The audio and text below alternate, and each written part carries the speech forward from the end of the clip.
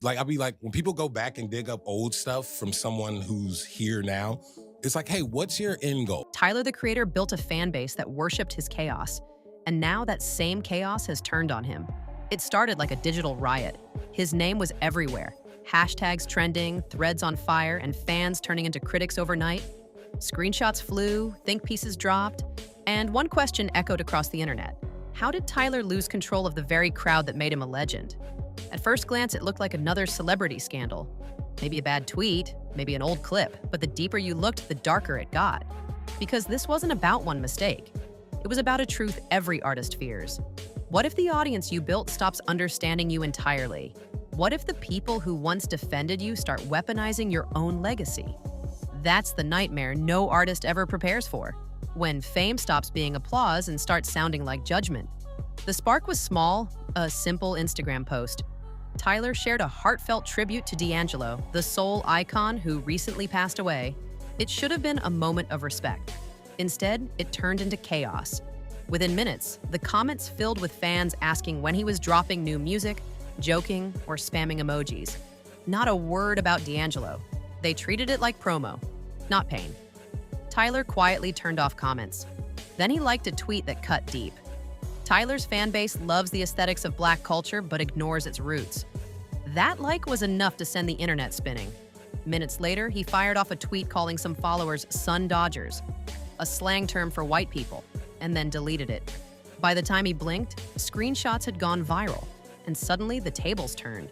The same people who once worshipped him were now dissecting him. "You created this fan base. Now you're mad at them?" they said. Tyler wasn't the victim anymore. He was the accused. But this outrage didn't come out of nowhere. It came from history. To understand it, you have to go back to the Odd Future era. Tyler built his empire on shock value. He was loud, fearless, and chaotic. Every lyric, every tweet was a grenade. Teenagers, mostly white, middle class, and chronically online, ate it up. To them, Tyler wasn't just an artist, he was permission. Permission to be offensive, to be wild, to say anything, and to call it art. The irony? He was making satire, mocking stereotypes, not endorsing them. But satire doesn't age well on the internet. Years later, those same fans are grown adults who still think that rebellion was a lifestyle, not commentary. So when Tyler evolved, they didn't. They froze him in 2011. The kid who said anything and cared about nothing. And now that ghost follows him everywhere he goes. As backlash grew, old tweets resurfaced like landmines. Posts where a younger Tyler mocked Black History Month, joked about race, or crossed lines for shock value. Suddenly, the internet wasn't just blaming his fans, it was blaming him. Yeah, they all got this look. Yeah, but I'm into dudes, so. Yeah, it's tight. Yeah, I don't even. Black dudes only? I don't even like black dudes at all. I'm into white guys. Critics argued Tyler didn't just attract this audience, he built them. That by normalizing chaos, he created a generation that treats every topic, even death, like content. And some say this isn't cancel culture, it's consequence culture. But that take misses one thing: growth. Because growth isn't loud, and the internet doesn't listen to quiet. By the time Flower Boy dropped in 2017, Tyler had changed completely. Gone was the reckless teenager. In his place stood an artist, unafraid of emotion, vulnerability, and beauty. Igor and Call Me If You Get Lost proved it. He'd become a creative architect, not just a provocateur.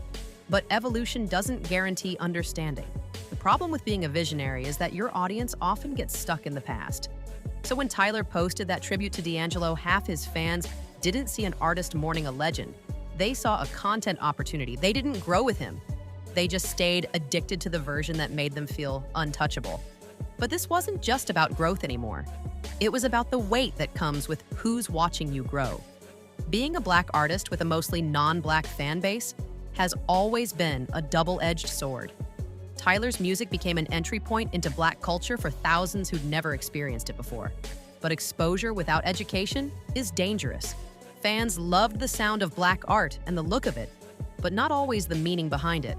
They quoted his lyrics, but skipped the context. They wore the fashion, but ignored the struggle. They admired the rebellion, but not the reason it existed. To many, Tyler's art was a filter they could wear for fun. Something to copy, not something to comprehend. Don't touch me, nigga. Don't touch me. I'm walking, nigga. I ain't gonna touch you. I'm walking. I ain't gonna touch you. Then go away. jump on him. Relax. It's just a video, man. Yeah, it's a touch man wants to shoot. Don't touch me. Don't touch me, boy. Bro, even what you gonna do? Pay for your lawsuits, bro. I'm loaded, bro. I'm with all that. All right. Calm that down. Be respectful. What you gonna do, Joe? I ain't gonna jump on you. I ain't jumping on you. Relax, nigga ain't jumping on you. Because if I say go, he will go. So when Tyler called out that behavior, even indirectly, it felt like betrayal to some fans. But for him, it was honesty. Because behind all the color, the humor, and the chaos, Tyler was trying to say something simple. If you love my art, then respect where it comes from. Still, the internet loves to twist accountability into hypocrisy. People began saying, you can't complain about the monster you created. And in a sense, they're right. He did build that fan base. But what people miss is that he also outgrew it. The same energy that made Tyler a phenomenon, raw defiance, is what keeps him chained to his past. He gave people the blueprint for rebellion, but not the manual for evolution. And now they're rebelling against him. Because when your art teaches people to question everything, eventually they question you too. After deleting his tweet, Tyler went quiet. No explanations, no defense, just silence. Because this isn't something you fix with PR. It's something you outlive. Every artist reaches a moment where they must face the crowd they created. For Tyler, this was that moment. This isn't just a fan-based meltdown, it's a warning to every creator. When you build your identity on chaos, the chaos doesn't disappear. It learns your name. Tyler's early rebellion inspired millions, but it also taught people to confuse freedom with disrespect. Now, over a decade later, that misunderstanding has turned into his biggest enemy. But here's the twist. This controversy might be the best thing that's ever happened to him.